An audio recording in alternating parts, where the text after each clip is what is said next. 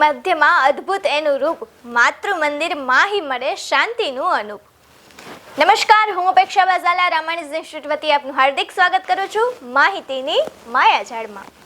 આજે મારે એક એવા સ્થાન વિશે વાત કરવી છે જે પૃથ્વી પર હોવા છતાં આકાશ જેવી વિશાળતા અને શૂન્ય જેવી શાંતિ ધરાવે છે. તમિલનાડુની લાલ માટી પર સ્થિત ઓરોવિલ અને તેના હૃદય સમાન બિરાજતું માતૃ મંદિર. સોનલ વર્ણી પાંખડી જ્યોત તણો અંબાર, સોનલ વર્ણી પાંખડી જ્યોત તણો અંબાર, માતૃ મંદિર માહી વસે શાંતિનો શણગાર. મિત્રો, માતૃ મંદિર માત્ર ઈંટો અને પથ્થરોનું સ્થાપત્ય નથી. શ્રી અરવિંદ અને ધ મધર મીરા આલ્ફાના સ્વપ્નનું એક સાકાર સ્વરૂપ છે. જ્યારે તમે દૂરથી તેને જુઓ છો ત્યારે પૃથ્વીના ગર્ભમાંથી એક સોનેરી સૂર્ય ઉગી રહ્યો હોય તેવો ભાસ થાય છે. તેના પર લાગેલી ઇજારો, સોનેરી તકતીઓ એ વાતની સાક્ષી પૂરે છે કે મનુષ્ય જો ધારે તો પોતાની ભીતરનો અંધકારને તેજમાં બદલી શકે છે. નથી કોઈ મૂર્તિ ત્યાં, નથી કોઈ અવાજ, નથી કોઈ મૂર્તિ ત્યાં, નથી કોઈ અવાજ, કેવળ આત્મ ખોજ, સૌ જપે શાંતિનો રાગ. જી હા મિત્રો, આ મંદિરની વિશેષતા એ છે કે અહીં કોઈ ધર્મ નથી, કોઈ એક જ્ઞાતિ નથી કે નથી કોઈ દેવી દેવતાની મૂર્તિ. અહીં પૂજા છે તો માત્ર માનવતાની અને આરાધના છે તો માત્ર મૌનની.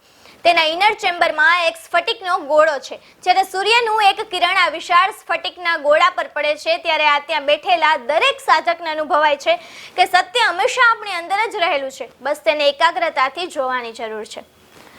મિત્રો, માતૃ મંદિરની આસપાસના 12 બગીચાઓ આપણને જીવન જીવવાની કળા શીખવે છે. ધૈર્ય, નમ્રતા, આત્મવિશ્વાસ અને નિષ્ઠા જેવા ગુણો ત્યાંની હવામાં ભળેલા છે. તે વિશ્વને એક સંદેશ આપે છે કે આખું વિશ્વ એક પરિવાર છે, વસુધૈવ કુટુંબકમ. આ મંદિરની નીચે એક એમ્ફી થિયેટર છે જ્યાં એક કુંભ રાખવામાં આવ્યો છે. વર્ષ 1968માં જ્યારે આ મંદિરની સ્થાપના થઈ ત્યારે 124 દેશોના પ્રતિનિધિઓ પોતપોતાના દેશની માટી લઈને આવ્યા હતા અને આ કુંભમાં પધરાવી હતી. તેમજ ભારતના 23 રાજ્યોની માટી પણ આ કુંભમાં પધરાવી હતી. આ દ્રશ્ય કદાચ ઇતિહાસનું સૌથી મોટું શાંતિ સંમેલન હતું. તે સંદેશ આપે છે કે ભલે આપણા રંગ, ભાષા કે સંસ્કારો અલગ હોય પણ આપણો આધાર તો એક જ ધરતી છે. મિત્રો, આજના દોડધામ અને ઘોંઘાટ ભર્યા યુગમાં માતૃ મંદિર આપણને પોતાની જાત સાથે મુલાકાત કરવાનું એક માધ્યમ છે. તે આપણને શીખવે છે કે સાચી શાંતિ બહારની દુનિયામાં નહીં પણ આપણી અંદર રહેલા મૌનમાં છે. મિત્રો, માતૃ મંદિરની મુલાકાત એટલે માત્ર ફોટા પાડવા કે ફરવું નહીં પણ મૌનનો ઉત્સવ મનાવવો.